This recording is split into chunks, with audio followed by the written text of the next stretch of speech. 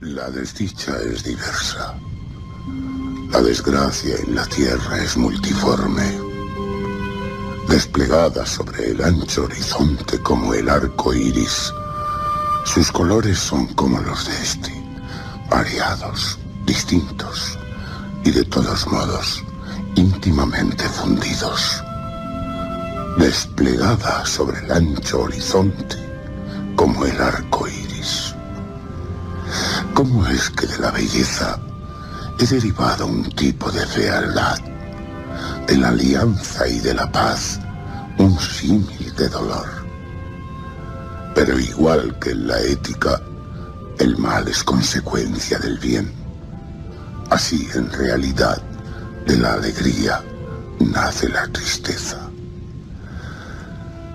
Ya sea que el recuerdo de la dicha cause la angustia del momento, ya sea que las agonías que son tengan su origen en los éxtasis que pudieron haber sido. Mi nombre de pila es Egaeus. No mencionaré mi apellido. Sin embargo, no hay en el país castillo más cargado de gloria y de años que mi melancólica y sombría heredad. Desde hace mucho tiempo, nuestro linaje ha sido llamado raza de visionarios, y en muchos detalles sorprendentes, como el carácter de la mansión familiar, en los frescos del gran salón, en las tapicerías de los dormitorios, en el cincelado de los pilares de la sala de armas, pero sobre todo en la galería de cuadros antiguos, en el estilo de la biblioteca y, en fin, en la naturaleza tan peculiar de los libros, hay elementos más que suficientes para justificar tal creencia. Los recuerdos de mis primeros años se relacionan con la biblioteca y sus volúmenes, de los que no diré nada más. Allí murió mi madre. Allí nací yo. Pero sería simplemente ocioso decir que yo no he vivido antes, que el alma no tiene una existencia anterior. ¿Lo niega usted? No disputemos acerca de esta materia. Estoy convencido y no trato de convencer. Hay, sin embargo, un recuerdo de formas etéreas, de ojos espirituales y expresivos, de sonidos musicales y tristes. Un recuerdo que no será excluido, una especie de memoria parecida a una sombra vaga, variable, indefinida, vacilante. Y de esa sombra esencial me será imposible deshacerme mientras brille el sol de mi razón. Fue en esa habitación donde nací, surgiendo así de la larga noche que parecía ser, pero que no era, la no existencia, para encontrarme repentinamente en un país maravilloso, en un palacio de fantasía, en los extraños dominios del pensamiento y de la erudición monásticas. No es raro que mirase a mi alrededor con ojos asombrados y ardientes, que desperdiciara mi niñez entre libros y disipara mi juventud en ensueños. Pero sí es raro que transcurrieran los años y que mientras pasaban el apogeo de la madurez, me encontrara aún viviendo en la heredad de mis antepasados. Sí, es asombrosa la paralización que subyugó las fuentes de mi vida. Asombrosa la inversión total que se produjo en el carácter de mis pensamientos más simples. Las realidades del mundo me afectaban como visiones, y solamente como visiones, mientras que las ideas locales del país de los sueños, en cambio, se convertían no en el pasto de mi existencia cotidiana, sino realmente en mi sola y entera existencia. Berenice y yo éramos primos y crecimos juntos en la mansión, pero crecimos de distinta manera. Yo enfermizo, envuelto en melancolía, en tristeza. Ella, en cambio, ágil y graciosa, desbordante de energía, llena de fuerza.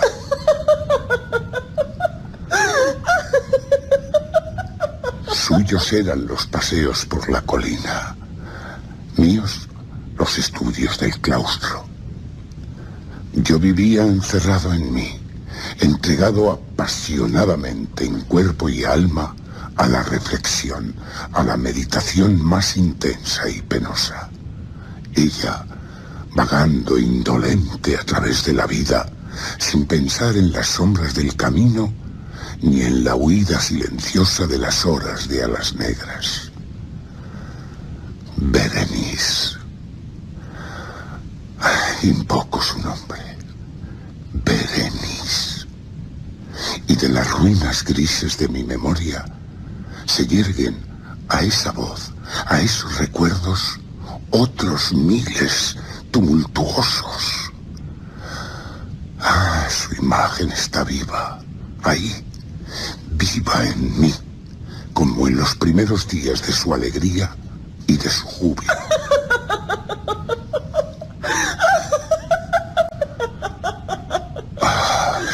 Encantadora y fantástica belleza.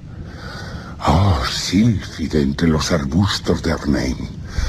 Oh, náyade entre sus fuentes. Pero no. Todo es misterio y terror. Y esta es una historia que no debo contar. La enfermedad, una enfermedad mortal, se abatió sobre su cuerpo como el simón. Y hasta cuando la contemplaba, el espíritu de la transformación la arrasó, penetrando en su mente, sus costumbres, su carácter. Y de la forma más sutil y terrible, llegó incluso a perturbar su identidad. ¡Ay!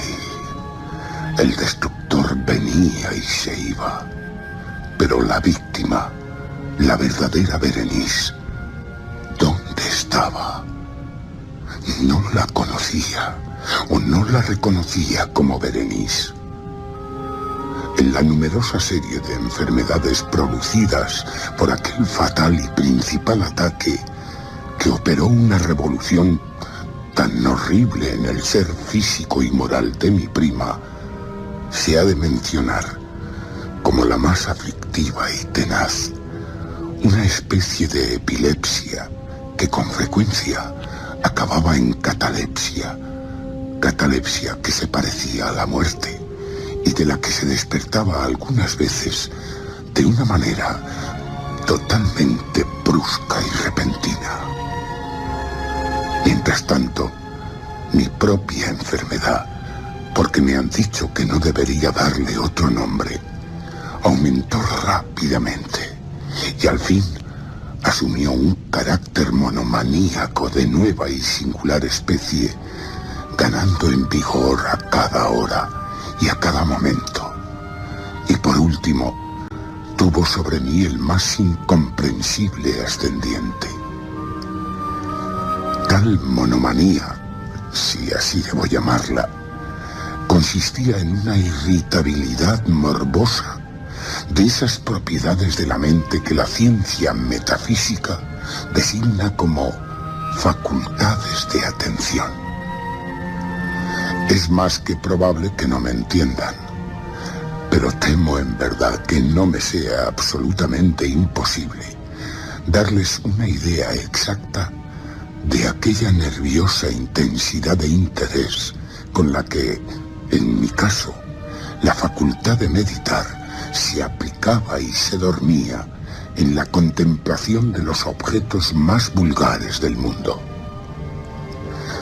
reflexionar largas, incansables horas, con mi atención fijada en algún trivial dibujo hecho en el margen o en la tipografía de un libro. Estar absorto durante buena parte de un día de verano en la peregrina sombra que caía oblicuamente sobre la tapicería o sobre la puerta.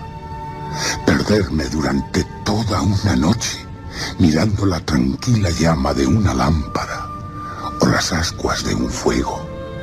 Soñar días enteros con el perfume de una flor. Repetir monótonamente alguna palabra común hasta que el sonido, gracias a la continua repetición, deja de comunicar la menor idea a la mente.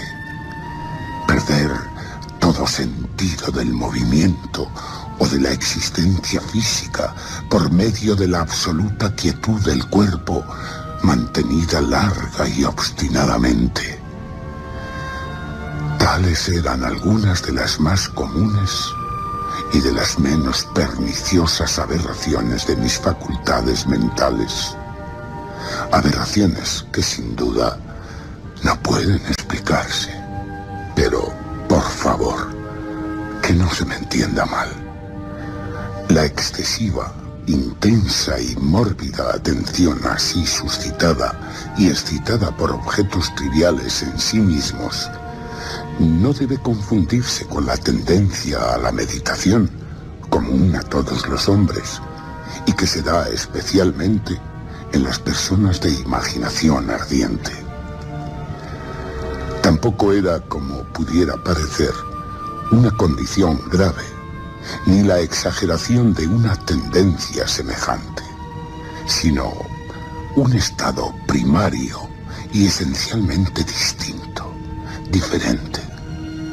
En un caso, el soñador o el fanático, interesado en un objeto habitualmente no trivial, lo pierde de vista poco a poco en una multitud de deducciones y sugerencias que de él proceden, hasta que al final de un ensueño colmado a menudo de voluptuosidad, encuentra el incentivo o causa primaria de sus reflexiones enteramente desvanecido y olvidado. Desde mi perspectiva, el punto de partida era invariablemente trivial, frívolo, aunque adquiría a través del centro de mi imaginación enfermiza una importancia refleja e irreal. Hacía pocas deducciones, si es que realmente hacía alguna, y en ese caso volvían obstinadamente al objeto primordial como a un centro. Las meditaciones nunca eran agradables, y al final de la ensoñación, la primera causa, lejos de perderse de vista, había alcanzado ese interés sobrenaturalmente exagerado que constituía el rasgo principal de la enfermedad. En una palabra, la facultad del espíritu más particularmente excitada en mí era el de atención, y en el caso del soñador, el de la especulación. Mis libros en esa época, si no servían en realidad para irritar el trastorno, participaban ampliamente, como se comprenderá por su naturaleza imaginativa e inconexa, de las características peculiares del trastorno mismo.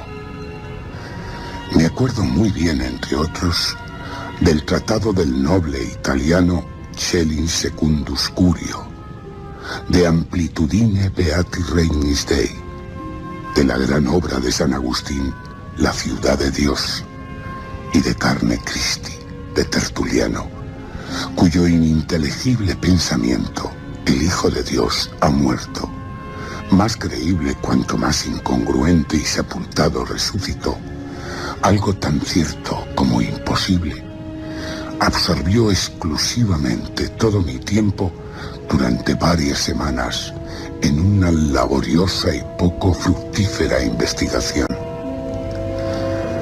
Se verá por lo dicho que, arrancada de su equilibrio solo por cosas triviales, Mi razón semejaba a ese risco marino del cual Ptolomeo Hefestión, que resistía firme los ataques de la violencia humana y la feroz furia de las aguas y de los vientos, pero temblaba al contacto de la planta que es llamada asfódelo, de tallo erguido y flores blancas.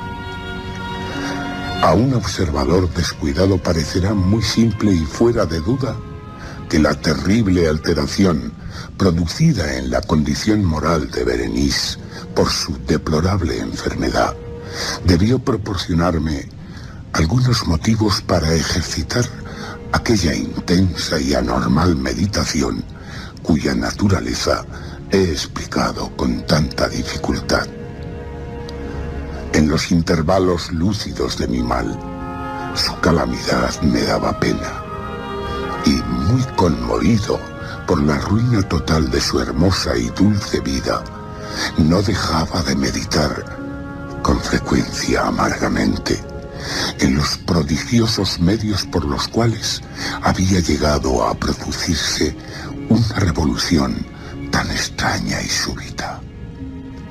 Pero estas reflexiones no compartían la idiosincrasia de mi enfermedad y eran como las que se hubieran presentado en circunstancias semejantes a los hombres comunes. En cuanto a su enfermedad, fiel a su carácter propio, se nutría con los cambios menos importantes, pero más impresionantes, que se manifestaban en el sistema físico de Berenice, en la singular y terrible distorsión de su identidad personal. Durante los días más luminosos de su belleza incomparable, puede que nunca la había amado. En la extraña anomalía de mi existencia, los sentimientos míos nunca habían sido del corazón y mis pasiones siempre eran de la mente. En las tempranas, brumosas horas de la mañana, en las entrelazadas sombras del bosque al mediodía y en el silencio de mi biblioteca por la noche, ella había pasado rauda ante mis ojos, no como la Berenice viva, palpitante, sino como la Berenice de un sueño, no como un ser de la tierra, sino como una abstracción, no como una cosa para admirar, sino para analizar, no como un objeto de amor, sino como el tema de una especulación tan abstrusa cuanto inconexa. Y entonces yo me estremecía en su presencia, palidecía cuando se acercaba. No obstante, aunque lamentándome amargamente de su deplorable condición de caducidad, me acordé de que había amado mucho tiempo y que en un momento aciago le hablé de matrimonio. Y al fin se acercaba la fecha de nuestras nupcias, cuando una tarde de invierno, en uno de esos días intempestivamente cálidos, serenos y brumosos, que son la nodriza de la hermosa Alción, me senté, creyéndome solo, en el gabinete de la biblioteca. Pero no estoy solo. La veo ante mí. Berenice. ¿Acaso es mi imaginación excitada, la influencia de la atmósfera, o la incierta luz crepuscular de la estancia, o los pliegues grises que caen alrededor de su figura, lo que causa en ella un contorno tan vacilante e indefinido? No dice ni una sola palabra, y yo por nada del mundo me atrevería a pronunciar una sílaba. Un escalofrío helado cruza mi cuerpo. Me oprime una sensación de insoportable ansiedad. Una curiosidad devoradora invade mi alma. Me hundo en el asiento, sin respirar, inmóvil, con los ojos clavados en Berenice. Está excesivamente delgada, y ni un vestigio de lo que era descubro en su figura. Su rostro, que ardorosamente miro. Oh, Berenice. La frente es alta, muy pálida, raramente serena. Su cabello, antes de un negro azabache, ahora cae parcialmente sobre la frente, sombreando las sienes hundidas con innumerables rizos de un rubio reluciente que por su matiz fantástico contrastan con la melancolía que impera en su rostro. Sus ojos no tienen vida ni brillo. Diríase que carecen de pupilas. No puedo. Tengo que apartar mi vista de su mirada vidriosa. Sus labios contraídos se abren. Sonríe de una forma que no olvidaré nunca. Aparecen sus dientes. Sus dientes. Mejor muerto que verlos.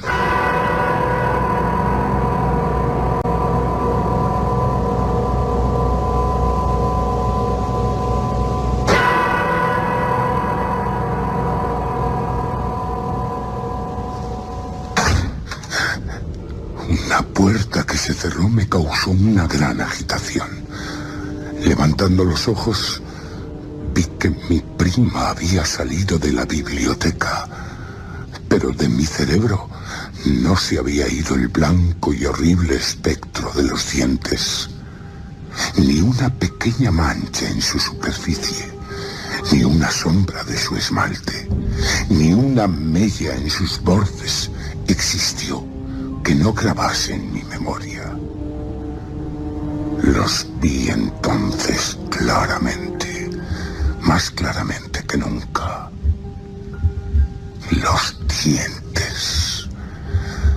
Los dientes. Estaban aquí y allí, en todas partes ante mí, visibles, tangibles, largos, estrechos, excesivamente blancos, con los pálidos labios contorsionándose alrededor de ellos, como en el momento mismo en que empezaron a distenderse los dientes de Berenice. Entonces se produjo la furia plena de mi monomanía. Luché en vano contra su irresistible y extraña influencia. Entre el número infinito de objetos del mundo exterior, yo solo tenía ideas para los dientes. Causaban en mí un deseo frenético. Todas las demás cosas, todos los intereses, fueron absorbidos por aquella única contemplación. Ellos, solo ellos, quedaban presentes para mi mirada puramente mental, y ellos, en su singular individualidad, llegaron a ser la esencia de mi vida cerebral. Los vi desde todos los ángulos. Estudié sus características, les hice adoptar todas las aptitudes. Pensaba acerca de su conformación, reflexionaba sobre su naturaleza, me estremecía atribuyéndoles en mi imaginación una facultad de sensación y de sentimiento, y hasta sin los labios, una capacidad de expresión moral. Se ha dicho de Mademoiselle Salé que todos sus pasos eran sentimientos, y de Berenice creí más seriamente que todos sus dientes eran Ideas. Ideas. Tal insensato pensamiento fue lo que me destruyó. Ideas. He ahí, pues, por qué los codiciaba tan locamente. Sentía que solo su posesión podía devolverme la paz y restablecer mi razón. Llegó la noche sobre mí, y entonces vino la oscuridad para irse tras un rato. Y un nuevo día despuntó, y las brumas de una segunda noche se acumularon, y yo seguía inmóvil, sentado en aquella estancia solitaria, siempre sentado, sumido en mi meditación, y sin dejar el fantasma de los dientes de mantener su influencia terrible, hasta el punto que, con la más viva y la más horrorosa claridad, flotara en el aire a través de la luz y las sombras cambiantes de la biblioteca. Irrumpió en mis sueños un gran grito como de horror y consternación. Tras una pausa, oí voces desoladas, entrecortadas, gemidos de dolor, de pena. Me levanté de mi asiento y abrí de par en par una de las puertas de la biblioteca. ¿Qué ocurre? Berenice. ¿Qué? Berenice ya no existe. ¿Que no existe? Por la mañana sufrió un ataque de epilepsia. Y ahora... ¡Berenice! ¡Berenice!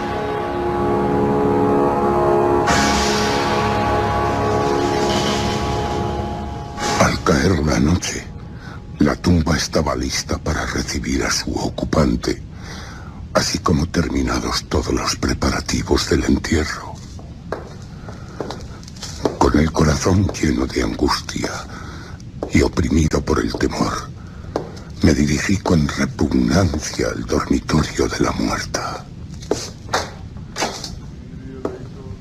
La habitación era amplia, muy sombría,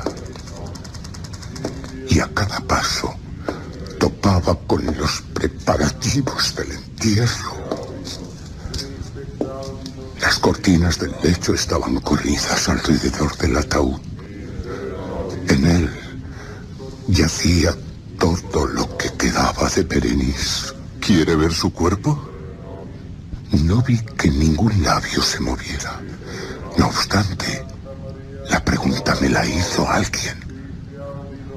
No podía negarme. Levanté suavemente las sombrías colgaduras, pero al dejarlas caer de nuevo, estas lo hicieron sobre mis hombros, separándome así de los demás, del mundo de los vivos, encerrándome con la difunta.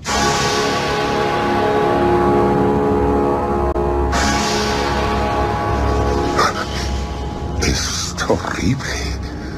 Toda la atmósfera huele a muerte, pero el vaho que emana del ataúd me hace daño.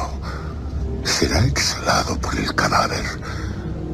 Daría todo lo que poseo por salir, por huir de este lugar tan pernicioso, respirar el aire puro de los cielos eternos. Pero no puedo moverme. Mis rodillas flaquean.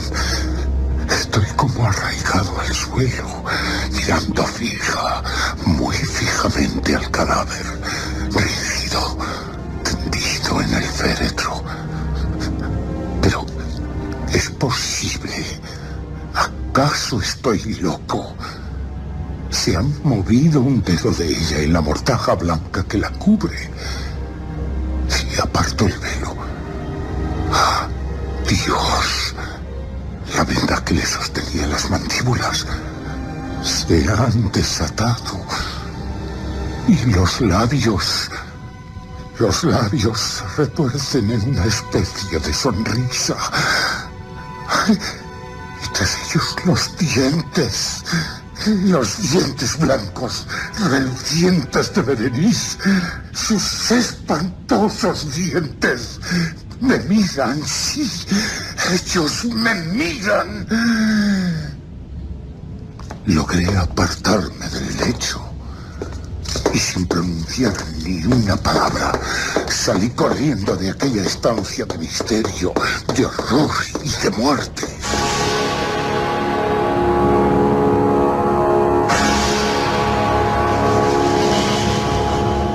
Me encontré sentado en la biblioteca y de nuevo solo.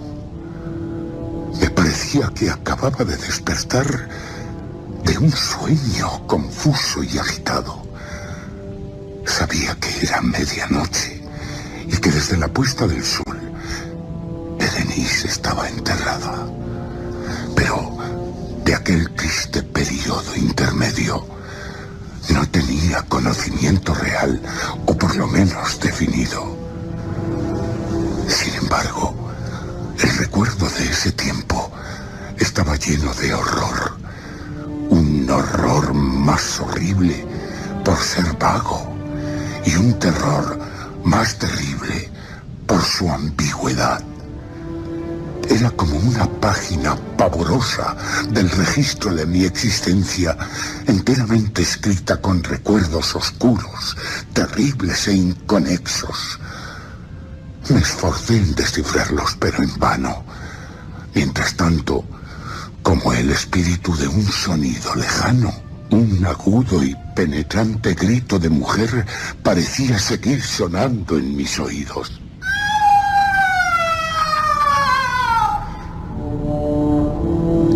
Yo había hecho algo. ¿Pero qué? ¿Qué? Me hice la pregunta en voz alta. ¿Qué es lo que hice? ¿Qué? ¿Qué? En la mesa a mi lado brillaba una lámpara y cerca de ella había una pequeña caja. No era una caja de un estilo notable y la había visto frecuentemente porque pertenecía al médico de la familia, pero ¿cómo había ido a parar allí, encima de mi mesa? ¿Y por qué me estremecía al mirarla? Cosas que no tenían explicación. Mis ojos acabaron cayendo sobre las páginas abiertas de un libro en el que había una frase subrayada. Eran las extrañas, vulgares y simples palabras de un poeta. Ibn Zayyad, dicebant millo dals, si sepulcrum amicae visitaren, curas meas aliquantulum fore levatas. Mis amigos me dijeron que de visitar el sepulcro de mi amiga, mis preocupaciones serían notablemente aliviadas.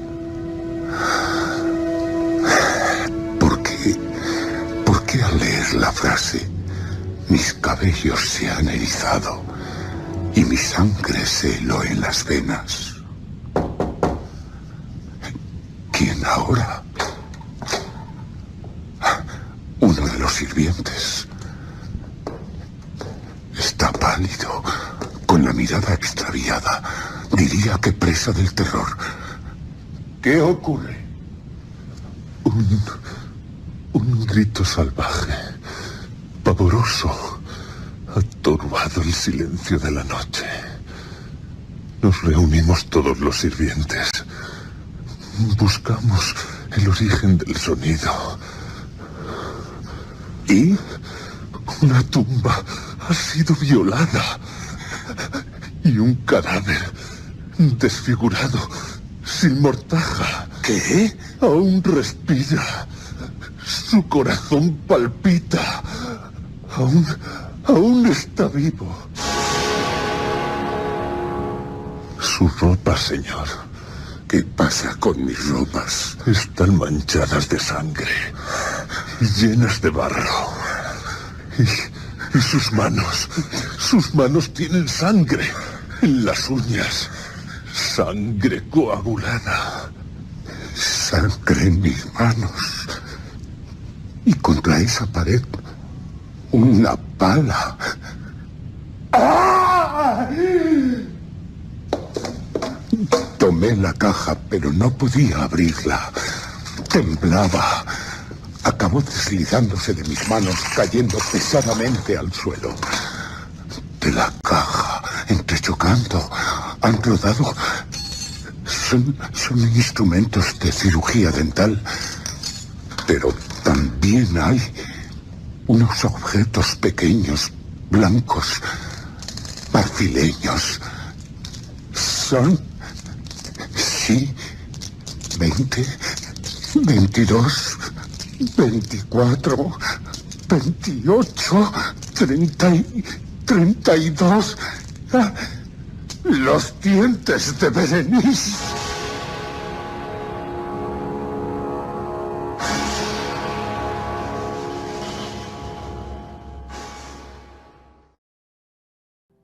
Comentario introductorio. Esta es la historia narrada de primera mano de cómo vivió la conquista de América uno de los soldados que la protagonizaron. Estamos hablando de Bernal Díaz del Castillo. Tenemos la suerte de contar con los manuscritos que ellos mismos elaboraron hace 5 siglos. Estos soldados eran gente de su época y no escribían para quedar bien con la moral del siglo XXI. Simplemente narraron lo que vivieron para dejar constancia de sus peripecias. También es el caso de Hernán Cortés, de Cabeza de Vaca y de tantos otros personajes de la época. La política de la corona en aquel momento tenía algo que nos ha hecho llegar auténticos tesoros culturales para la posteridad: poner todo por escrito. Gracias a eso se nos abre una ventana al pasado por donde podemos ver cómo pensaban y vivían realmente las gentes de ese periodo histórico, tanto los europeos como los nativos del lugar.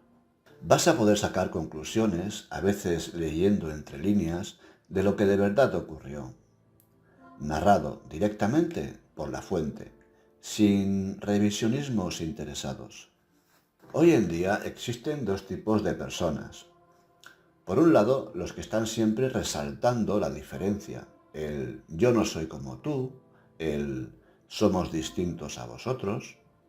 Y por otro lado, aquellos que tratamos de ver lo que nos une. Yo siempre estaré al lado de la historia que nos une. Hecho este comentario introductorio, comencemos a leer el manuscrito de Bernal Díaz del Castillo. Escuchemos lo que nos contó hace 5 siglos. Comienza la relación de la historia. Bernal Díaz del Castillo, vecino y regidor de la muy leal ciudad de Santiago de Guatemala, uno de los primeros descubridores y conquistadores de la Nueva España y sus provincias y Cabo de Honduras e Higueras, que en esta tierra así se nombra, natural de la muy noble e insigne villa de Medina del Campo, hijo de Francisco Díaz del Castillo, regidor que fue de ella, que por otro nombre le llamaban el Galán, y de María Díez Rejón, su legítima mujer, que halla en Santa Gloria. Como mis hermanos y un padre y un hermano mío siempre fueron servidores de la corona real y de los reyes católicos, don Fernando y doña Isabel, de muy gloriosa memoria, quise parecer en algo a ellos. En aquel tiempo, que fue el año de 1514, vino por gobernador de tierra firme un caballero que se decía Pedrarias Dávila. Acordé venir con él a su gobernación y conquista. Alcanzamos a saber que era nuevamente poblada y ganada la isla de Cuba, y que en ella estaba por gobernador un hidalgo que se decía Diego Velázquez. Acordamos ciertos caballeros y personas de calidad de mandarle licencia para irnos a la isla de Cuba, y él nos la dio de buena voluntad, porque no tenía necesidad de tantos soldados como los que trajo de Castilla para hacer la guerra, porque no había qué conquistar, que todo estaba en paz, que Vasco Núñez de Balboa lo había conquistado. Pues desde que tuvimos la licencia nos embarcamos en un buen navío y con buen tiempo llegamos a la isla de Cuba. Como se habían pasado ya 3 años y no habíamos hecho cosa ninguna que sea de contar, acordamos juntarnos 110 compañeros de los que habíamos venido de tierra firme y de los de la isla de Cuba que no tenían indios, y concertamos con un hidalgo que se decía Francisco Hernández de Córdoba, que era hombre rico y tenía pueblo de indios en aquella isla, para que fuese nuestro capitán, para ir en busca de nuestra aventura, a buscar y descubrir tierras nuevas, para en ellas emplear nuestras personas. De los borrones y cosas que escriben los cronistas Gomara e Illescas acerca de las cosas de la Nueva España. Estando escribiendo en esta crónica, acaso vi lo que escriben Gomara e Illescas y Jovío en las conquistas de México y Nueva España, y desde que leí sus palabras tan groseras y sin primor, dejé de escribir, estando presentes tan buenas historias. Y desde que entraron a decir de las grandes ciudades, tantos números que dicen que había de vecinos en ellas, que tanto les da decir 80.000 como 8.000. Pues de aquellas matanzas que dicen que hacíamos, siendo nosotros 400 soldados los que andábamos en la guerra, harto teníamos que defendernos que no nos matasen. Que aunque estuvieran los indios atados, no hiciéramos tantas muertes. En especial que tenían sus armas de algodón, que les cubrían el cuerpo, y arcos, y saetas, rodelas, lanzas grandes, espadas de navajas como de 2 manos, que cortan más que nuestras espadas, y muy denodados guerreros. Dicen que derrocamos y arrasamos muchas ciudades y templos. Los verdaderos conquistadores y curiosos lectores que saben lo que pasó, claramente les dirán que si todo lo que escriben de otras historias va como lo de Nueva España, irá todo errado. Y lo bueno es que ensalzan a unos capitanes y abajan a otros. Y los que no se hallaron en las conquistas dicen que fueron en ellas. Dejemos esta plática, que es todo burla lo que escriben acerca de lo acaecido en la Nueva España. Y mirando esto, acordé de seguir mi intento para que salga a la luz y hallaran las conquistas de la Nueva España claramente, como se han de ver. De cómo vinimos con otra armada a las tierras nuevas, y por capitán el valeroso y esforzado don Hernando Cortés. Después que llegó a Cuba el capitán Juan de Grijalva, ordenó enviar una buena armada, muy mayor que la de antes, y para ello tenía a punto 10 navíos en el puerto de Santiago de Cuba, donde Diego Velázquez residía. Diré las diferencias que hubo para elegir capitán para ir a aquel viaje. Finalmente concertaron que hiciesen dar a Hernando Cortés la capitanía general de toda la armada, y que partirían entre todos la ganancia del oro, plata y joyas de la parte que le cupiese a Cortés, porque Diego Velázquez enviaba a rescatar. Comentario de Roberto González Fernández, servidor. Rescatar quiere decir comerciar. El rescate normalmente consistía en intercambiar con los nativos las mercancías venidas de Europa. Hay que pensar que la tecnología europea de la época estaba adelantada en muchos siglos a la de América. Puede parecer que un simple espejo, un cuchillo de acero o una herramienta agrícola de metal no es nada, pero para los nativos era acceder a tecnología punta. Para ellos el oro, la plata y demás mercancías eran algo a lo que tenían acceso, pero unas tijeras, un hacha de metal, cuentas para usar como monedas, era algo de inmenso valor. De cómo Cortés se apercibió y entendió en las cosas que convenían para despacharse con la armada. Pues como ya fue elegido Hernando Cortés por general, comenzó a buscar todo género de armas, escopetas, pólvora, y ballestas y todos cuantos pertrechos de armas pudo haber, y a buscar rescate. Para hacer estos gastos que he dicho, no tenía de qué, porque en aquella sazón estaba muy endeudado y pobre, aunque tenía buenos indios de encomienda, y sacaba oro de las minas, mas todo lo gastaba en su persona y en atavíos de su mujer, que era recién casado. Pues como se supo esta nueva en toda la isla de Cuba, y también Cortés escribió a sus amigos para que se aparejasen para ir con él en aquel viaje. De manera que nos juntamos en Santiago de Cuba, donde salimos con la armada más de 350 soldados.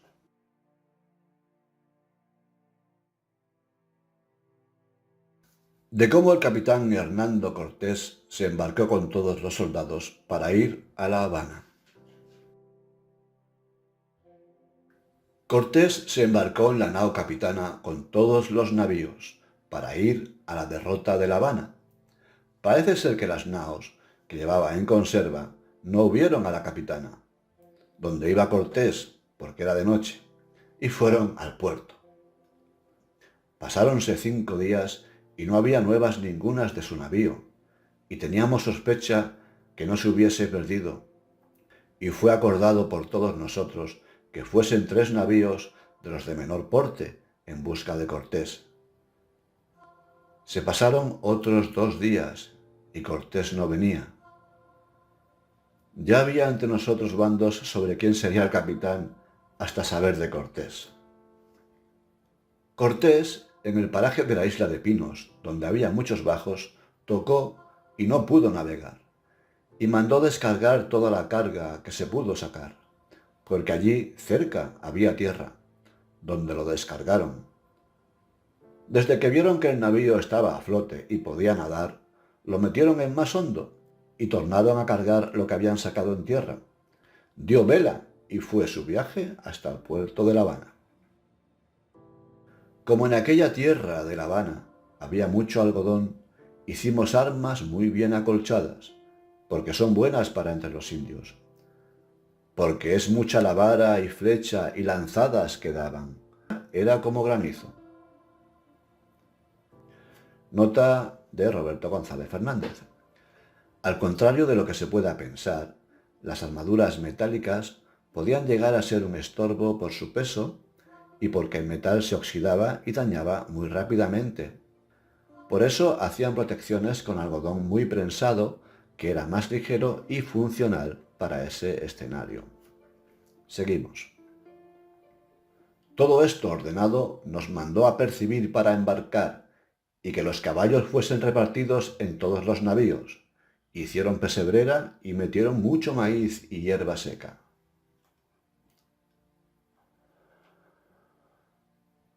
Bueno, hasta aquí esta primera parte de la historia verdadera de la conquista de la Nueva España de Bernal Díaz del Castillo. Si queréis apoyarme para que siga con estos audiolibros históricos y además disfrutar de la lectura, abajo en la descripción podéis encontrar los libros. Nos vemos en la segunda parte de esta increíble historia real, de la historia que nos une.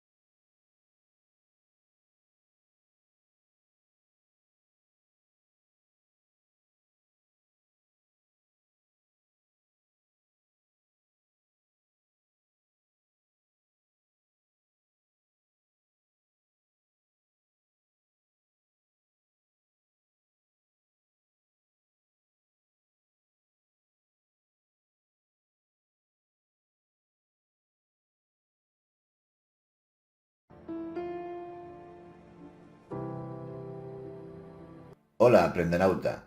Si es la primera vez que llegas al diario del soldado Bernal Díaz del Castillo, abajo en la descripción encontrarás el enlace a la primera parte de la historia verdadera de la conquista de la Nueva España. Sigamos escuchando esta apasionante historia real acontecida hace 500 años.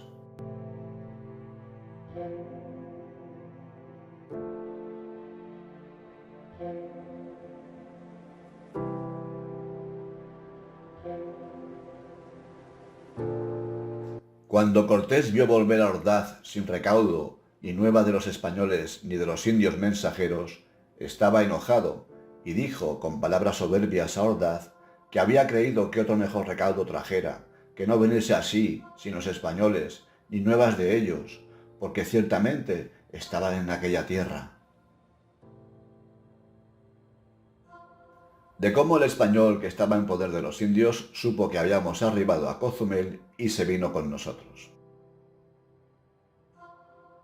Cuando tuvo noticia cierta el español que estaba en poder de los indios, que habíamos vuelto a Cozumel con los navíos, se alegró en gran manera y dio gracias a Dios.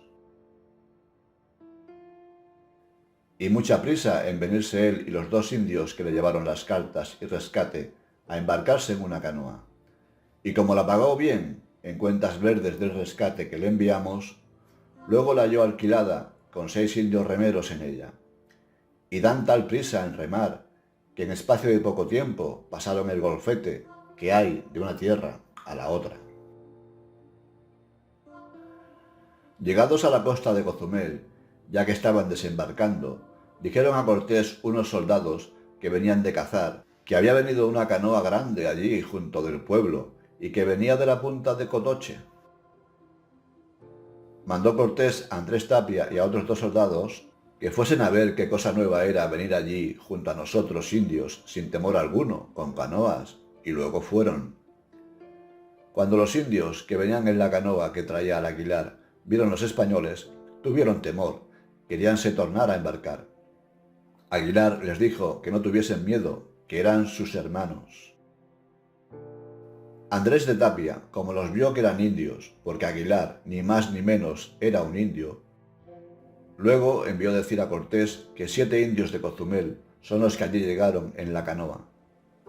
Y después de que hubieron saltado en tierra, en español mal mascado y peor pronunciado, dijo Aguilar: Dios y Santa María y Sevilla.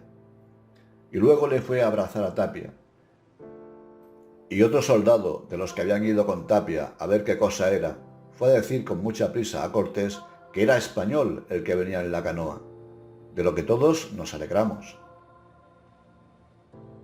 Luego se vino Tapia con el español donde estaba Cortés, y antes que llegasen, ciertos soldados preguntaban a Tapia: ¿qué es del español?, aunque iba junto a él, porque le tenían por indio propio, porque de suyo era moreno y trasquilado a manera de indio esclavo. Cuando Cortés los vio de aquella manera, también picó, como los demás soldados, que preguntó a Tapia que qué era del español. Y el español, como le entendió, se puso de cuclillas, como hacen los indios, y dijo: «Yo soy». Luego le mandó dar de vestir y le preguntó de su vida y cómo se llamaba y cuándo vino a aquella tierra. Él dijo, aunque no bien pronunciado, que se decía Jerónimo de Aguilar y que era natural de Écija, que hacía 8 años que se había perdido él y otros 15 hombres y 2 mujeres, que el navío en que iban dio en los alacranes, que no pudo navegar, y que en batel del mismo navío se metieron él y sus compañeros y 2 mujeres, queriendo tomar rumbo a la isla de Cuba o a Jamaica, y que las corrientes, que eran muy grandes, que les echaron en aquella tierra, que los calachones de aquella comarca los repartieron entre sí. Nota de un servidor. Entiéndase que los hicieron esclavos y los repartieron entre los nativos. Y que habían sacrificado a los ídolos muchos de sus compañeros, y algunos de ellos se habían muerto de dolencia, y las mujeres que de trabajo también se murieron, porque las hacían moler, que a él le tenían para sacrificar, y una noche huyó, y se fue aquel cacique con quien estaba, y que no habían quedado de todos sino él y Gonzalo Guerrero. Nota de un servidor. Cuenta Aguilar que, de todas las personas esclavizadas, solo quedaba Gonzalo y él. Los demás habían sido o bien sacrificados o muertos de cansancio y enfermedad.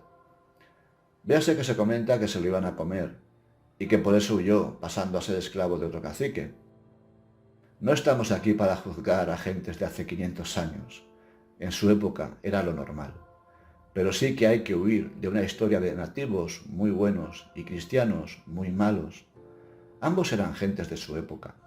No se puede juzgar a las sociedades del pasado con la moral de hoy en día. Eso sería caer en el presentismo histórico, ni por un lado ni por el otro. Sigamos. Los caciques, por consejo de Aguilar, demandaron una carta de favor a Cortés para que si viniesen a aquel puerto otros españoles, que fuesen bien tratados y no les hiciesen agravios. La cual carta luego Cortés se la dio. Y después de despedidos, con muchos halagos y ofrecimientos, nos hicimos a la vela para el río de Grijalba. De cómo llegamos al río de Grijalba y de la guerra que nos dieron. El 12 de marzo llegamos con toda la armada al río de Grijalba. Y como que ya sabíamos que en aquel puerto y río no podían entrar los navíos de mucho porte, dejamos en la mar los mayores y con los más pequeños y los bateles, fuimos todos los soldados a desembarcar a la punta de los palmares. Andaban por el río y en la tierra todo lleno de indios guerreros, de lo cual nos maravillamos. Estaban juntos en el pueblo más de 12.000 guerreros aparejados para darnos guerra. La causa de ello fue porque los de Potonchán y los de Lázaro y otros pueblos comarcanos los tuvieron por cobardes y se lo daban en rostro, y todo esto les decían por afrentarlos, y que sus pueblos nos habían dado guerra y muerto 56 hombres. Por manera que, con aquellas palabras que les habían dicho, se determinaron a tomar las armas. Nota de un servidor. La causa de esta guerra fue que otros pueblos, como los de Potonchán, se burlaban de estos indígenas, diciéndoles que ellos sí que habían dado guerra a los cristianos, matándoles muchos de ellos. En palabras de hoy en día sería algo así como, ¿a que no hay huevos? Sigamos. Cuando Cortés los vio puestos en aquella manera, dijo a Aguilar la lengua, nota de un servidor. Entiéndase que cuando dicen la lengua, se refieren a la persona que traduce. La lengua sería el intérprete de idiomas. Cuando Cortés los vio puestos de aquella manera, dijo a Aguilar la lengua, que entendía bien la de Tabasco, que dijese a unos indios que parecían principales y que pasaban en una gran canoa cerca de nosotros, que para qué andaban tan alborotados, que no les veníamos a hacer ningún mal, sino que les queremos dar de lo que traemos como hermanos, y que les rogaba que mirasen y no comenzasen la guerra, porque les pesaría de ello, y les dijo otras muchas cosas acerca de la paz. Mientras más les decía Aguilar, más bravosos se mostraban, y decían que nos matarían a todos si entrábamos en su pueblo, porque le tenían muy fortalecido toda la redonda de árboles muy gruesos de cercas y albarradas. Volvió Aguilar a hablarles con la paz, y que nos dejasen tomar agua y comprar de comer a trueco de nuestro rescate, y todavía ellos a porfiar que no pasásemos de aquellos palmares adelante, sino que nos matarían. Cuando los indios guerreros que estaban en la costa y entre los mimbrales vieron que de hecho íbamos, vienen sobre nosotros con tantas canoas al puerto donde íbamos a desembarcar, que para defendernos no saltásemos en tierra, que en toda la costa no había sino indios de guerra con todo género de armas que entre ellos se usan, tañendo trompetillas y caracoles y atabalejos. Desde que así vio la cosa, mandó Cortés que nos detuviésemos un poco y que no soltasen la ballesta, ni escopeta, ni tiros, y que todas las cosas las quería llevar muy justificadas. Les hizo otro requerimiento delante de un escribano del rey, y por la lengua de Aguilar para que nos dejasen saltar a tierra y tomar agua y hablarles de cosas de Dios y de su majestad, y que si guerra nos daban y por defendernos algunas muertes hubiese, u otros cualquiera daños, fuese a su culpa y cargo, y no a la nuestra. Y ellos todavía haciendo muchos fierros y que no saltásemos en tierra, sino que nos matarían. Luego comenzaron muy valientemente a flechar y a hacer sus señas con sus tambores, y como esforzados se vienen todos contra nosotros, y nos cercan con las canoas, con tal rociada de flechas que nos hicieron detener en el agua hasta la cintura. Como había allí mucha lama y ciénaga, no podíamos tan presto salir de ella, y cargan sobre nosotros tantos indios que con las lanzas y otros a flecharnos hacían que no tomásemos tierra tan presto como quisiéramos, y también porque en aquella lama estaba Cortés peleando, que se le quedó un calzado en el cieno, que no lo pudo sacar, y descalzo de un pie salió a tierra, y luego le sacaron el calzado y se calzó. Los nativos peleaban muy valientemente y con gran esfuerzo, dando voces y silbidos, y decían «¡Alcalacheoni! ¡Alcalacheoni!», que en su lengua mandaban que matasen o prendiesen a nuestro capitán. Les llevamos retrayendo, y ciertamente que como buenos guerreros nos iban tirando grandes rociadas de flechas y varas tostadas. Mandó Cortés que parásemos y que no fuésemos más en seguimiento del alcance, pues iban huyendo. Y allí tomó Cortés posesión de aquella tierra por su majestad y él en su real nombre. Y fue de esta manera que desenvaina su espada, dio 3 cuchilladas en señal de posesión en un árbol grande, que se dice ceiba, que estaba en la plaza de aquel gran patio. Y dijo que si había alguna persona que lo contradijese, que él lo defendería con su espada y una rodela que tenía embrazada. Y todos los soldados presentes que nos hallamos cuando aquello pasó, respondimos que era bien tomar aquella real posesión, en nombre de su majestad, y que nosotros seríamos en ayudarle, si alguna persona a otra cosa contradijere. Ante un escribano del rey se hizo aquel auto. Allí dormimos aquella noche, con grandes velas y escuchas. Nota de un servidor, Roberto González Fernández. En el diario de este soldado, en todo momento se hace mención al valor y capacidad guerrera de los indígenas. Podemos intuir el miedo y la desesperación de ambos bandos, unos viendo cómo entran unas gentes en su tierra y los cristianos rezando para que no los matasen a lo vivo y se los comiesen. Así fue la historia que, como más adelante verán vuesas mercedes, se convirtió en la historia que nos une.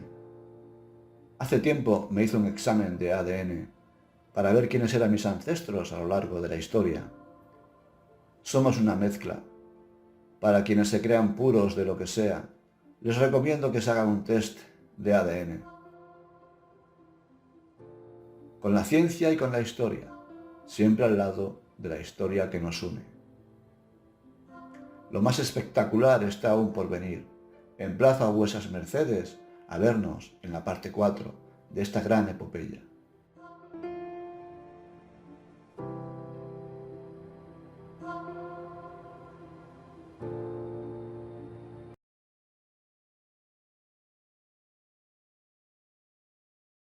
Prólogo.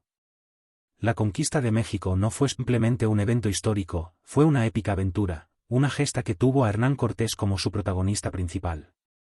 Estás a punto de leer mucho más que una novela histórica. Esta obra sigue fielmente las descripciones de Hernán Cortés en sus cartas de relación, pero está narrada con el ritmo misterioso y trepidante de una epopeya que marcó la historia para siempre. Esta novela histórica se propone también combatir la injusta leyenda negra española e hispana. A través de su lectura, comprenderás lo que realmente ocurrió, apreciando el valor y la épica de las batallas sin prejuicios ni complejos. Te transportarás a la época de la conquista y podrás ponerte en la piel de sus protagonistas, entendiendo mejor sus acciones y las causas que las motivaron, mientras disfrutas de una narración que describe esta epopeya con la intensidad que merece. Será el mismísimo Hernán Cortés quien te narre su propia epopeya como nunca antes te la han contado. Prepárate para embarcarte en un viaje donde cada página late con la pasión y el coraje de aquellos que cambiaron el curso de la historia. El inicio de la epopeya. En la penumbra de la taberna de la Nueva España, los hombres se congregan envueltos en una atmósfera enrarecida por el ron, el sudor y las cicatrices de batallas pasadas. Hernán Cortés, capitán indómito, se erige con la majestuosidad de quien ha desafiado al mismo destino. A su alrededor, las sombras danzan entre risas y murmullos, cada mirada cargada del recuerdo de aventuras aún por contar. Con la autoridad de quien ha escupido a la muerte en su mismo cadavérico rostro, la voz de Hernán Cortés retumba con la firmeza de quien ha vivido 1000 batallas. Los ojos de los presentes se fijan en él, ávidos de escuchar de su boca la narración de una gesta que cambiaría el curso de la historia. Poned atención y dejad que sea yo el que os cuente la verdadera historia de la conquista de México, de valientes y miserables. ¿Qué de todo hubo? Cada palabra se clava en las miradas y corazones de los presentes, ávidos por revivir, junto a Hernán Cortés, tan magnífica epopeya. Amigos, antes que vuestro leal servidor se internara en las tenebrosas fauces de aquellos falsos ídolos, 3 valientes decidieron explorar las maravillas ocultas de estas tierras recién descubiertas. Esos valientes nombro: Francisco Fernández de Córdoba, Lope Ochoa de Caicedo, y Cristóbal Morante. Con el arrojo que, solo quien lo ha vivido conoce, zarparon hacia lo desconocido, ansiosos por hallar gloria y fortuna. Pusieron rumbo a Yucatán y tomaron tierra en un pueblo llamado Campoche. Esa mañana, una bruma rojiza como la sangre envolvía toda la costa en un manto de misterio. Nuestros valientes se hicieron a los botes y no pararon de bogar hasta golpear la enigmática orilla. Saltaron de los bateles expectantes con las manos prestas a las armas, resistiendo contra un furioso oleaje que los envolvía hasta la cintura. Mientras unos pocos se afanaban por asegurar los botes en la costa, luchando contra las embestidas de un mar hambriento de carne humana, el resto del grupo se mantenía en guardia, escudriñando cada rincón de la densa arboleda que marcaba el límite de la playa. Cada hoja ondeaba como una promesa, al tiempo, como un demonio sigiloso, atrayéndoles, a la vez, erizando cada pelo de sus cuerpos. Inesperadamente, entre la rojiza neblina y la furia de las olas, un centenar de nativos salieron a su encuentro con tranquilizantes gestos de hospitalidad y regalos de oro, como si algo o alguien les hubiera avisado de su inminente llegada. Los nuestros les correspondieron, aunque ojo avizor, y les dieron cuentas, espejos y un puñal del mejor acero de Toledo. Allí comieron todos, compartiendo el pan y el vino español con las exóticas frutas y exquisito pescado que trajeron los nativos. Y así transcurrió el día cuando, atardeciendo, les pidieron permiso para pasar la noche en el poblado, mas el jefe indígena no concedió por más buenas razones que le dieron. Y no tuvieron más opción que la de verse obligados a pasar la noche a la intemperie, lejos de la protección de sus navíos. Azotados por el viento, montaron un improvisado campamento en un pequeño promontorio cerca de una de las playas y destacaron centinelas prestos para ponerles en pie, si cualquier amenaza, de este mundo del mismísimo Averno, viniera por sus almas. Todos pasaron la noche comidos por los mosquitos que, cual vampiros, parecieran haber hecho un pacto con los demonios del lugar para extraerles todo su vigor. Solo la luna y las titilantes estrellas daban algo de paz en aquel remoto páramo, lejos de su hogar. Mientras, entre pesadillas, había quien soñaba como las voraces olas de la playa deshacían sus restos mortales. Y más que pesadillas fueron premoniciones porque al alba una lluvia de lanzas y flechas cayó sobre ellos un segundo después de que los centinelas dieran la voz de alarma.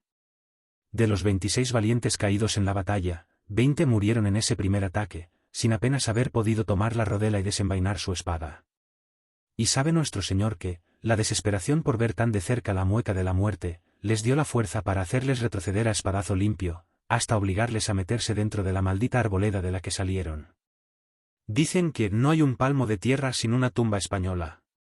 Allí cayeron 26 de los nuestros. Y del resto, todos heridos, que no se salvó ni uno. El mismísimo capitán Francisco Fernández de Córdoba, con más de 30 heridas, y casi muerto, mantuvo la entereza para disponer la vuelta a las naos y tornar a la isla fernandina. Entre el sórdido silencio de la muerte, rasgado por los gritos de dolor de quienes trataban de sujetar sus abiertas y profundas heridas, el capitán contemplaba dolido el devastador saldo de la batalla. Más de la cuarta parte de sus hombres yacerían allí para siempre, lejos de patria y familia. A buen seguro, el enemigo se preparaba para atacar de nuevo y terminar lo que había empezado. No tenían tiempo para vanas lamentaciones. La lógica militar les urgía a volver a los bateles, antes de sufrir más bajas que dieran al traste con su misión. Así que, apretando los dientes, empujaron los bateles al agua mientras, la sal del mar, si bien curaba sus heridas, provocaba que su dolor fuera aún más intenso. Y, tras mucho bogar entre las lacerantes olas, nuestros valientes abordaron las naos. Los soldados y marineros que montaban guardia, les miraban estremecidos, como quien presencia la arribada de aquellos a quienes ha tratado de llevarse la mismísima parca. Partiendo las olas en dos, como una madre protectora, la imponente nao hinchó sus velas y transportó a los supervivientes hacia el puerto seguro de la isla Fernandina. Al atracar, las miradas se posaron sobre nuestros héroes reflejando una mezcla de asombro, pavor y admiración. Nuestros soldados avanzaron por la pasarela que les separaba del puerto olvidando el dolor de sus heridas, reavivados por el orgullo de saberse parte de una gesta que cambiaría para siempre el mundo conocido. Formaron en el puerto, ante los muros de la fortaleza, donde el codicioso Diego Velázquez aguardaba con ansiedad a que le rindieran novedades de la misión.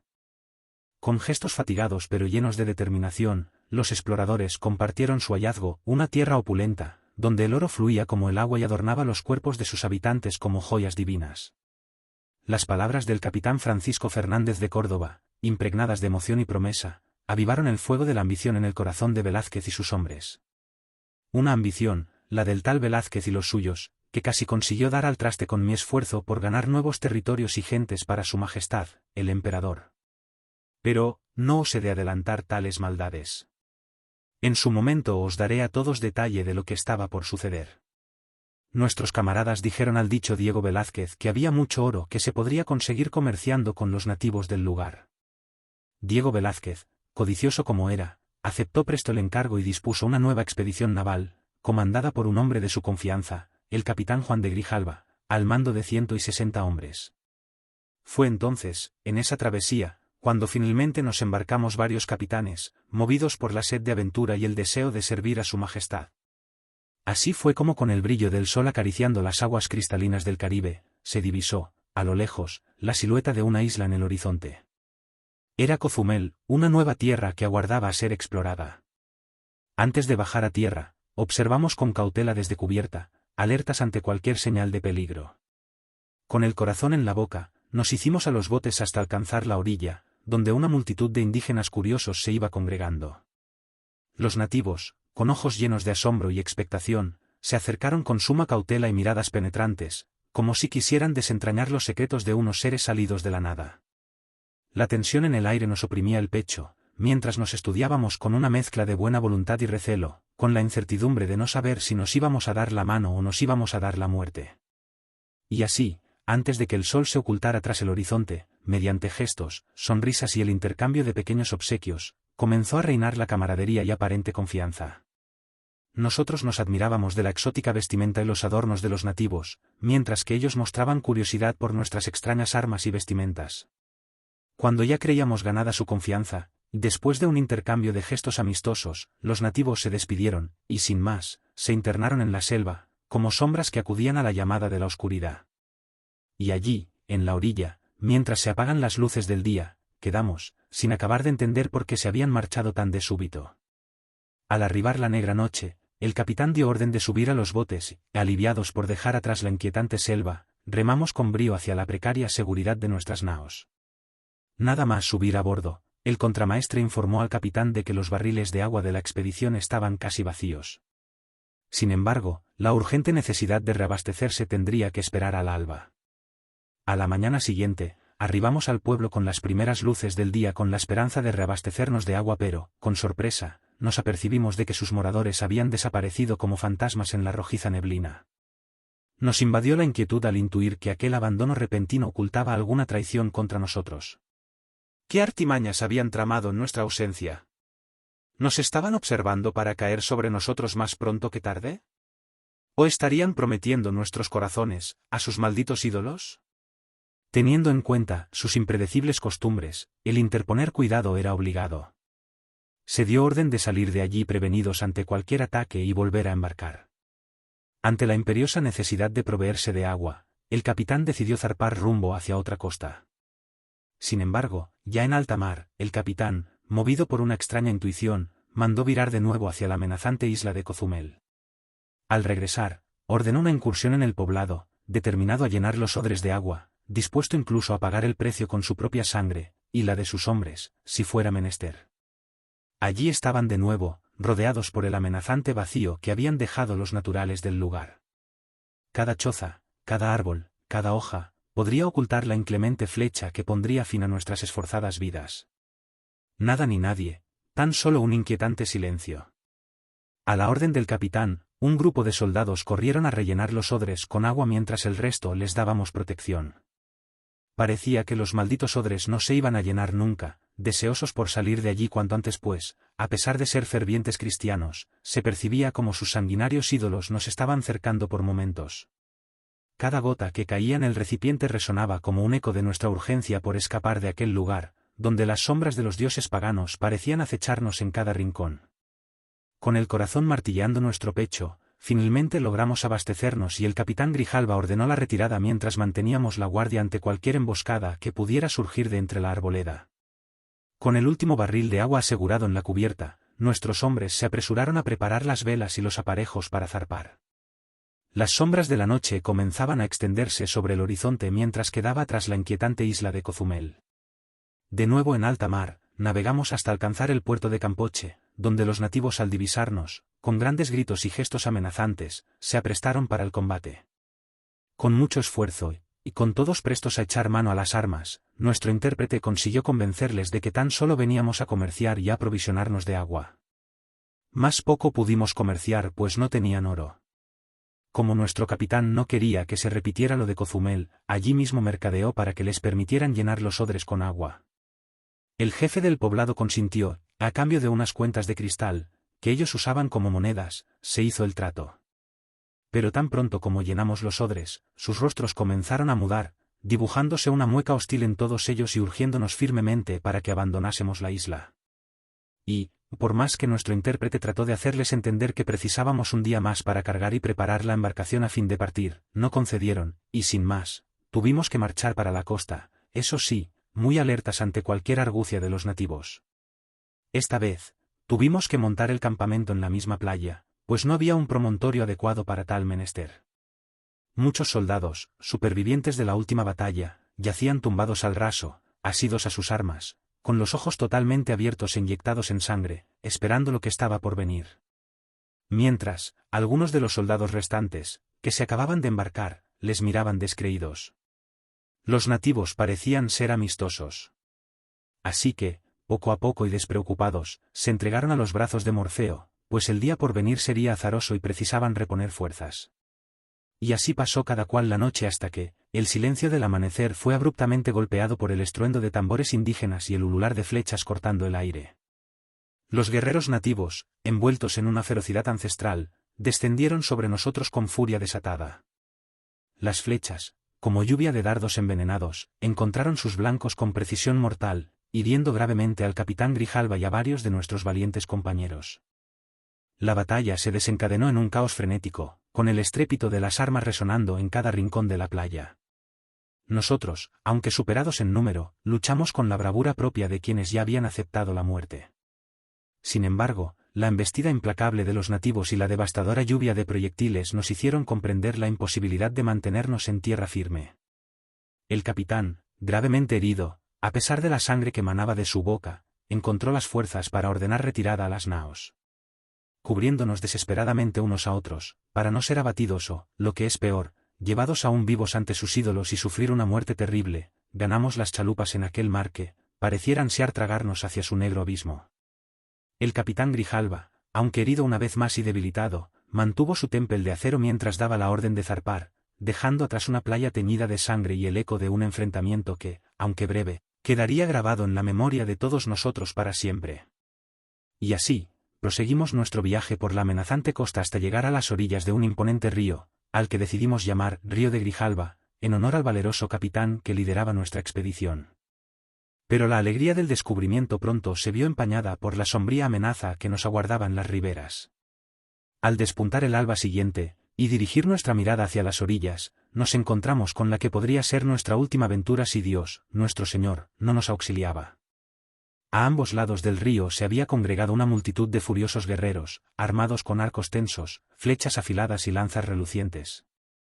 Dispuestos a acabarnos en cuanto pusiéramos un pie en la arena. Era como si sus perversos demonios hubieran corrido la voz de que llegábamos a sus costas. De otra manera, ¿por qué encantamiento estaban ya pertrechados y apercibidos para nos poner fin? Contamos varios el número de guerreros y todos coincidíamos en que eran obra de 5.000 hombres listos para arrasarnos. Era un espectáculo imponente, y esta vez, todos bien creíamos que nos habían de matar por muy bravamente que arremetiéramos. El capitán Grijalva, al divisar la numerosa congregación indígena en las orillas del río, decidió mantener a nuestra tripulación a bordo de los navíos hasta que, con el intérprete, hacerles, una vez más, entender que veníamos a comerciar. Finalmente, un grupo de 20 indígenas aceptó el desafío, abordando una canoa y dando muestras de su valor, remaron hasta la nao capitana. Desde la nao, el capitán, a través de nuestro intérprete, les ofreció trocar nuestras mercancías por oro y así, tenerlos por amigos para que les diéramos a entender quiénes éramos y de dónde veníamos.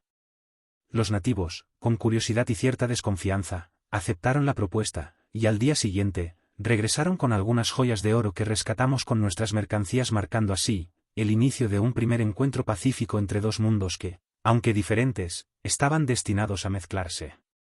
Dejándoles como amigos, nuestra flota se hizo a la vela y navegamos hasta alcanzar una bahía que nombramos la Bahía de San Juan. Sin quitar ojo a la densa selva, descendimos de los navíos con cautela, conscientes de la facilidad con que mudaban de intención los nativos de aquel nuevo mundo. Pronto se acercaron lugareños y con la prudencia que la situación requería, nos dirigimos a ellos a través de nuestros intérpretes, presentando nuestras mercancías como un gesto de amistad y respeto. Los nativos comenzaron tímidamente a traer consigo algunas piezas de oro y tejidos, como dando a entender su buena disposición. Algo más relajados, departimos todo el resto del día con ellos, pero, como ya sabíamos sus costumbres, esa misma noche embarcamos y tornamos para dar cuenta a Diego Velázquez de todo lo acontecido. El codicioso e infame Diego Velázquez. Una vez allí, el gobernador Diego Velázquez mostró enojo por la poca cantidad de oro que habíamos obtenido. A punto estuve, amigos míos, de desenvainar mi espada y ensartarlo allí mismo, en memoria de los valientes que habían dado sus vidas por cumplir con la misión. Velázquez, ansiando nuevas riquezas, nos dio a conocer que se iba a preparar una nueva armada. Fue esto quizá lo que paró mi brazo, pues no quería truncar la expectativa de enrolarme en esa nueva aventura. Y esta vez, quería encabezarla. La situación no era fácil, amigos. Velázquez, vanidoso como era, no confiaba en mí para liderar esta nueva empresa, pues ansiaba para él toda la gloria y poder. Pero cuando le propuse financiar casi la totalidad de la armada con mis propios recursos, movido por el celo para servir a sus reales altezas, quiso aprovecharse de mi generosidad y terminó por aceptar mi propuesta. Al fin y al cabo, él era el gobernador, por tanto, ¿quién quedaría con la fortuna y la fama? En pocas semanas estaba todo dispuesto, pero Velázquez parecía presto a cambiar de parecer, y con todo pagado por mí, nombrar a otro capitán. No había tiempo que perder, tenía que adelantarme a sus planes, así que embarqué a los 400 hombres de guerra en las 10 carabelas, como el que hace un simulacro, y di la orden de zarpar. Ante la mirada atónica de Diego Velázquez. El gobernador Velázquez comenzó a dar voces para detener la expedición, pero su figura se empequeñecía más y más a medida que el viento hinchaba nuestras velas.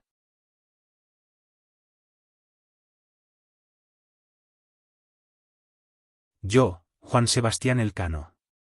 Magallanes y la primera vuelta al mundo. Por Roberto González Fernández. Nota del autor.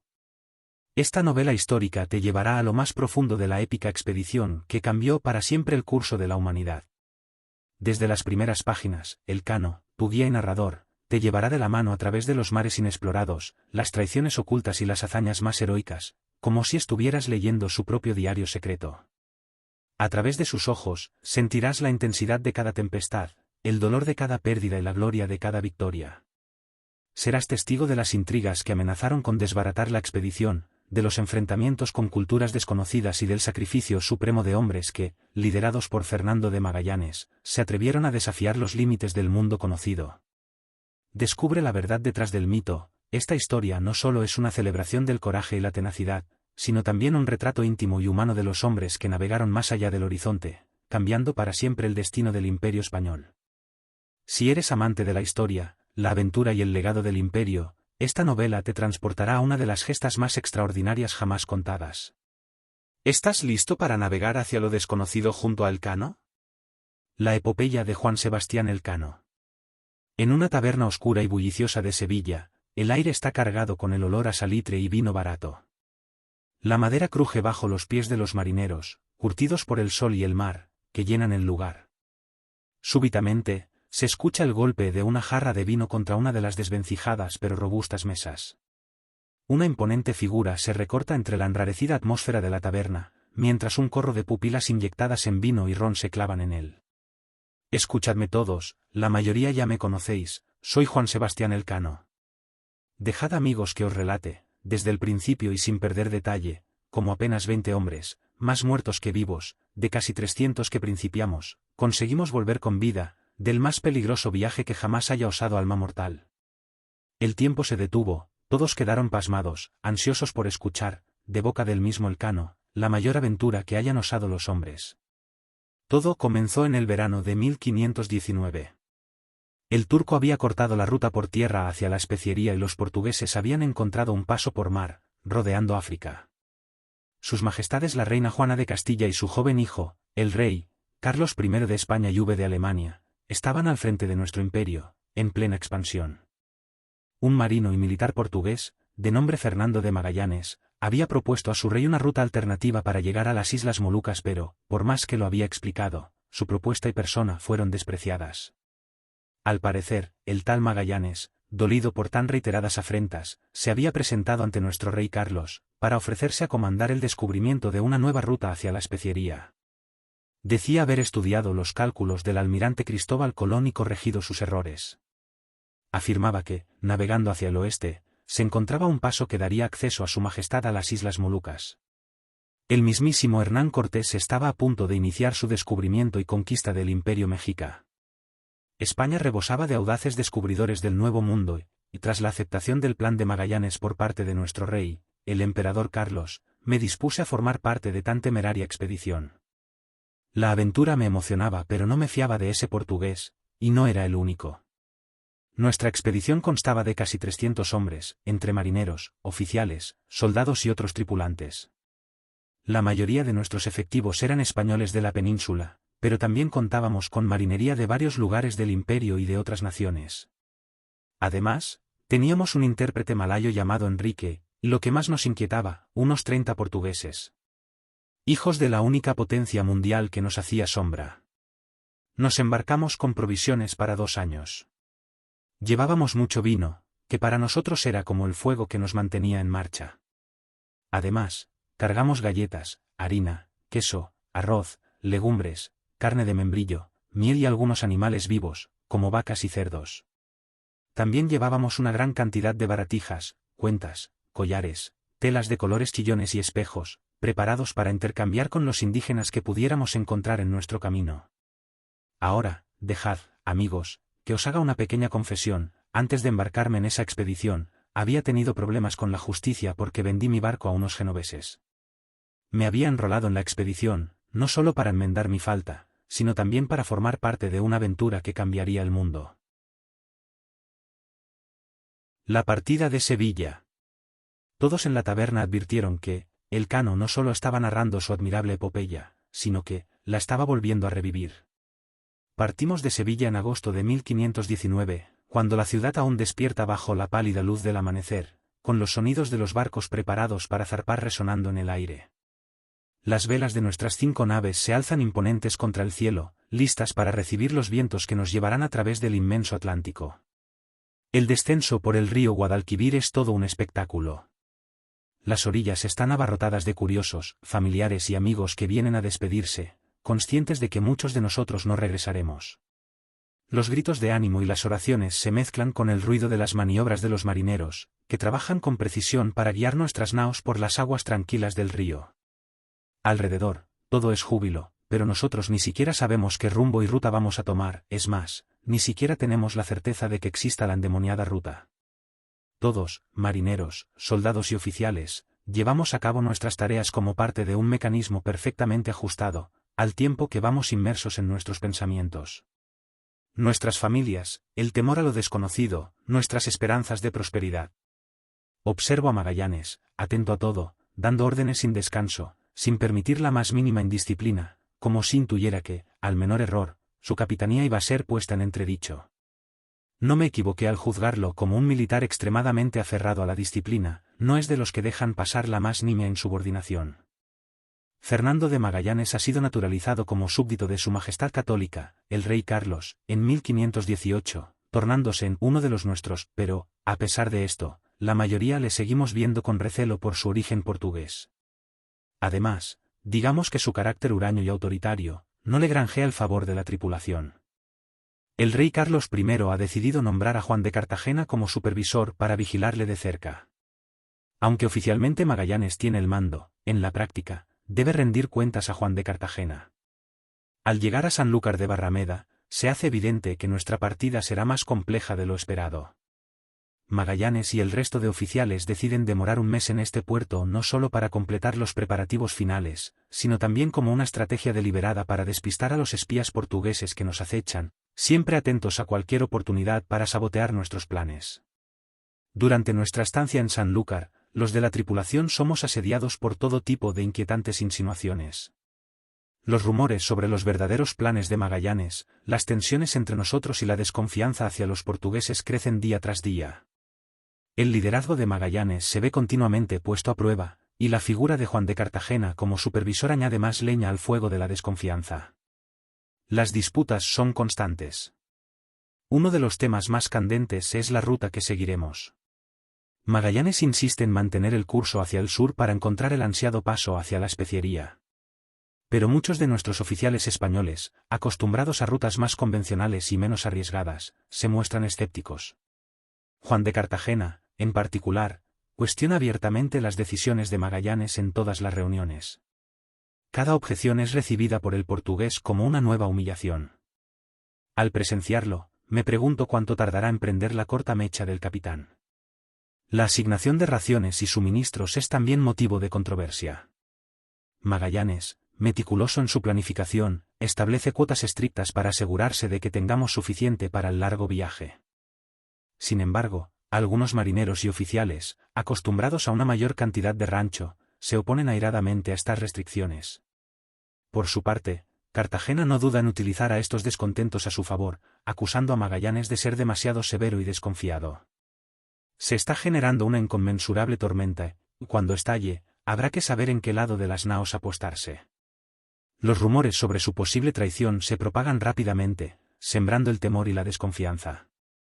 En una ocasión, Cartagena insinúa que Magallanes podría estar llevando a la expedición a una trampa portuguesa. No tengo más que mirar el iracundo rostro del capitán para darme cuenta de que, su paciencia, se está agotando. Ambos se miran retadores, no hay más palabras, lo cual es el peor de los presagios.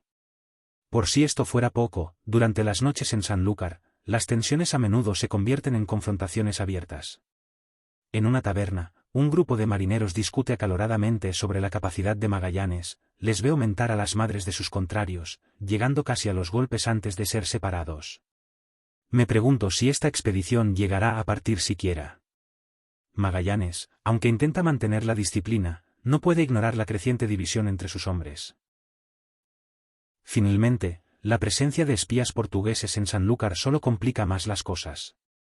Los rumores de sabotajes y conspiraciones son frecuentes, y cualquier contratiempo menor es rápidamente atribuido a un acto de traición.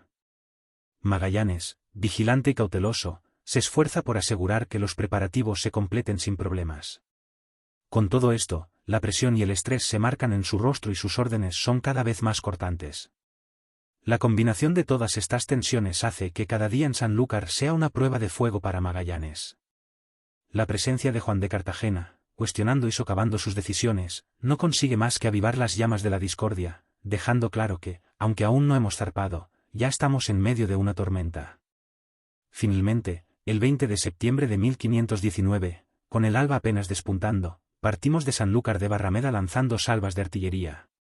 Las velas se despliegan, y los barcos comienzan a moverse en una sincronía perfecta, maniobrados por nuestros hábiles y experimentados marineros. El primer tramo, hasta las Islas Canarias. Nuestro primer destino son las Islas Canarias. A medida que nos acercamos, el paisaje se transforma en una vista impresionante de montañas volcánicas y verdes valles que se alzan desde el océano azul profundo. Las Canarias, con su mezcla de vegetación tropical y terrenos áridos, nos ofrecen un respiro después de días de ajetreada navegación. Además, posiblemente va a ser la última tierra que pisemos hasta que, con la ayuda de Dios, nuestro Señor, logremos llegar al Nuevo Mundo sanos y salvos. Al arribar al puerto de Santa Cruz de Tenerife, el bullicio de la ciudad portuaria nos recibe con su animado mercado, donde se comercia con productos traídos de todas partes del imperio. El aire está impregnado de los aromas de especias, frutas frescas y pescado recién capturado. Los habitantes de la isla, acostumbrados a la llegada de expediciones, observan la arribada de nuestras 5 audaces naos, con el orgullo de quien se siente parte de una gran potencia mundial. Durante nuestra breve escala en las Canarias, el reabastecimiento se lleva a cabo con eficiencia. Nuestros marineros trabajan arduamente descargando barriles vacíos y llenándolos de agua fresca, mientras otros se encargan de cargar todo tipo de víveres que complementarán nuestras raciones.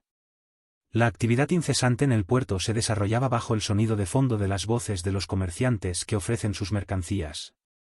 Sin embargo, la armonía de la escala pronto se ve perturbada por las tensiones internas de la tripulación. Las diferencias entre nosotros y los portugueses empiezan a manifestarse con mayor intensidad. Las rivalidades y desconfianzas que habían comenzado en Sanlúcar de Barrameda, ahora se multiplican en discusiones abiertas y miradas de desdén. Magallanes, consciente de que estos desacuerdos podían poner en peligro la misión, ejerce un control férreo para evitar que los conflictos estallen en violencia. Hacia lo desconocido. Tras una breve estancia en las Canarias, nos dirigimos hacia el suroeste, buscando los vientos alisios. Nada más salir, las tormentas azotan nuestras naves con furia, poniendo a prueba la resistencia de nuestros barcos y la pericia de nuestros marineros. Tan solo salimos del temporal para ser castigados por un sol abrasador. Lo único que no nos abandona, ya bajo el frío vendaval, ya bajo el inclemente astrorrey, es el lacerante viento de ultramar. Nuestras manos encallecidas y nuestras pieles ya quemadas son tan solo la antesala de lo que nos espera. Únicamente las noches nos dan algo de reposo, pues suelen estar calmas y despejadas. Absortos, observamos las estrellas que se despliegan sobre nosotros como el mapa de un enigma ancestral. La tormenta de la discordia. Las primeras dificultades. El siguiente alba nos trae, de nuevo, vientos de desconfianza. Magallanes no manda virar hacia el oeste. Las horas pasan y continuamos rumbo sur, internándonos más y más en la ruta portuguesa que baja por la costa africana. Cartagena le exige una explicación y exhorta para que vire, de una vez, hacia el Nuevo Mundo.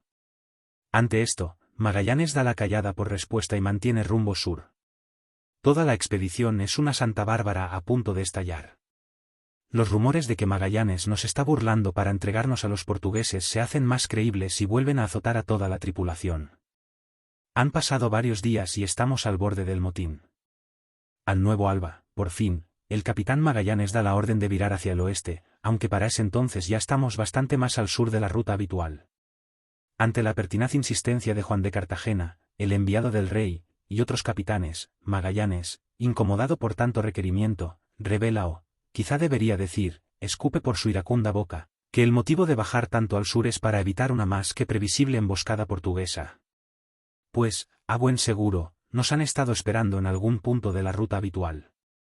Las miradas de Cartagena y Magallanes echan más chispas que una descarga de fusilería. Para poner aún más en entredicho la ruta que Magallanes ha decidido, nuestro avance se ralentiza al poco de virar.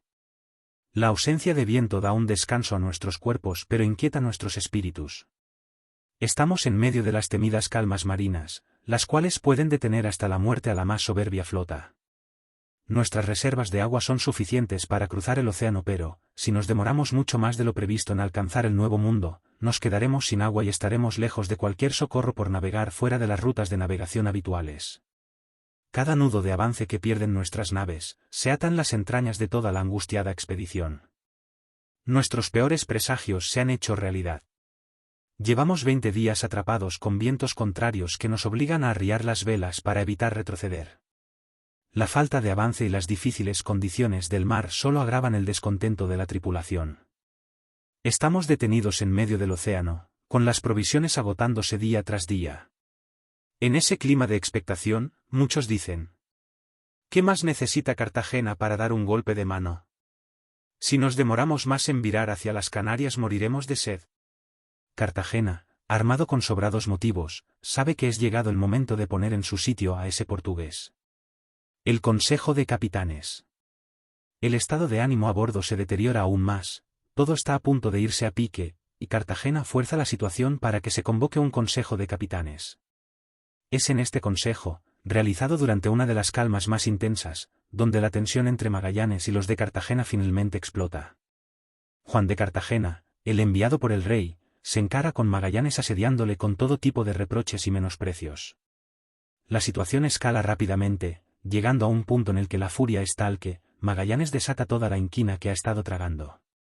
Con voz atronadora aunque jadeante, ordena que se le pongan grilletes a Juan de Cartagena, declarándole preso.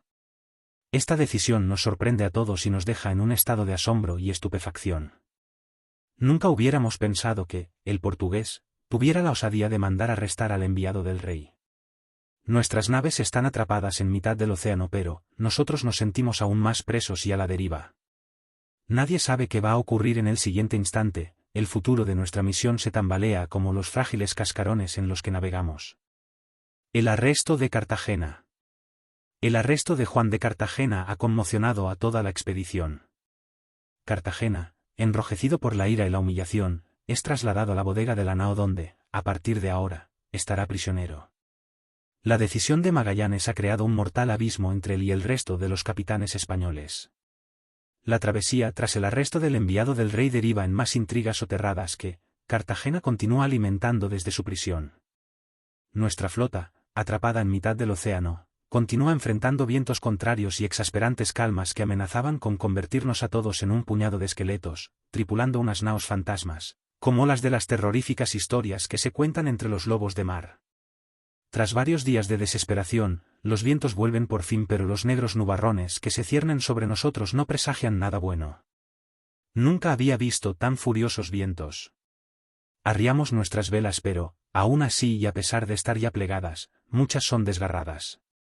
La lluvia no cesa y las acechantes olas barren la cubierta a la caza de los desventurados que bajen su guardia. Nuestras naos son zarandeadas sin compasión y todos tememos que los escasos centímetros de madera que nos separan del inclemente abismo acaben por quebrarse poniendo fin a nuestras vidas y esperanzas. Ya es noche cerrada y la tempestad parece dispuesta a aplastarnos contra el fondo para que no quede memoria de nuestra gesta. La mayoría rezamos y nos refugiamos en nuestros pensamientos con nuestras familias, mientras preparamos nuestras almas para reunirnos con el Creador. Súbitamente una luz se posa en lo más alto del palo mayor. Es la luz de San Telmo. Todos pedimos a Dios. ¿Será verdad que nuestras plegarias han sido escuchadas? Recuperando la esperanza, vemos cómo la tempestad comienza a amainar, sucumbiendo bajo la manta protectora de nuestro Señor. Entre vítores y aleluyas, nuestra expedición continúa su avance. Todos rogamos a Dios para que aplaque las inmisericordias furias marinas hasta que arribemos a tierra. Aunque nuestro ánimo está alto, nuestros víveres parecen evaporarse con cada jornada que pasa, pues, aunque cargamos provisiones para 2 años, la mayoría ha comenzado a pudrirse. Además, el agua es lo primero en agotarse en tan largas travesías. Aún así, contamos con el vino, que aún es abundante, y el duro bizcocho que mojamos en él, para mantenernos hasta tocar tierra. Con cada palabra, el cano parece sumergirse más y más en su aventura. Estas salen de su boca como si estuviera, de nuevo, sobre una de las precarias naos. Ya estamos en octubre, y la travesía se ha convertido en una prueba constante de resistencia y paciencia. La marinería se enfrenta a una situación cada vez más precaria. Las provisiones comienzan a escasear, y el ánimo de la tripulación, una vez lleno de promesas y esperanza, se encuentra al borde del desánimo. Cada día es una lucha por mantener la moral alta y la cohesión dentro de la flota, mientras las tensiones con Magallanes no hacen más que aumentar. Estamos atrapados en las luchas de poder entre Cartagena y Magallanes. No obstante, muchos tenemos mayor preocupación por el temor a que se agote el poco agua que nos resta que, por sus mundanas intrigas. A finales de noviembre, una tenue sombra en el horizonte nos revela que estamos avistando la costa de Brasil. Sin embargo, no podemos dejarnos llevar por el entusiasmo, pues esa región está bajo dominio portugués según el Tratado de Tordesillas. El riesgo de ser apresados por los portugueses puede más que nuestra extrema necesidad de tomar tierra para hacer aguada. Seguimos paralelos pero alejados de la costa que se dibuja en el horizonte, como llamándonos. nosotros, desde la borda, la vemos pasar, tan cerca y tan lejos al mismo tiempo. No tenemos más opción que seguir adelante, alejándonos de las aguas controladas por el enemigo. Aunque, la necesidad, pronto nos va a obligar a tomar tierra en dominios portugueses. Nota. En el año 1519, el territorio que hoy conocemos como Brasil ya era conocido por los europeos, especialmente los portugueses, quienes habían llegado allí en 1500 bajo el mando del explorador Pedro Álvares Cabral. Sin embargo, el nombre Brasil no estaba completamente asentado y el país no existía como una entidad política unificada. El nombre Brasil proviene del palo Brasil, un árbol que produce un tinte rojo muy valorado en Europa. Los portugueses comenzaron a referirse a la región como Terra de Santa Cruz, Tierra de la Santa Cruz, y más tarde como Terra do Brasil, Tierra del Brasil, debido a la abundancia de este árbol. Así que, aunque en 1519 no existía un país con el nombre de Brasil tal como lo conocemos hoy, la región ya estaba identificada por los europeos con el nombre de Brasil, derivado del valioso palo Brasil que se encontraba en abundancia allí.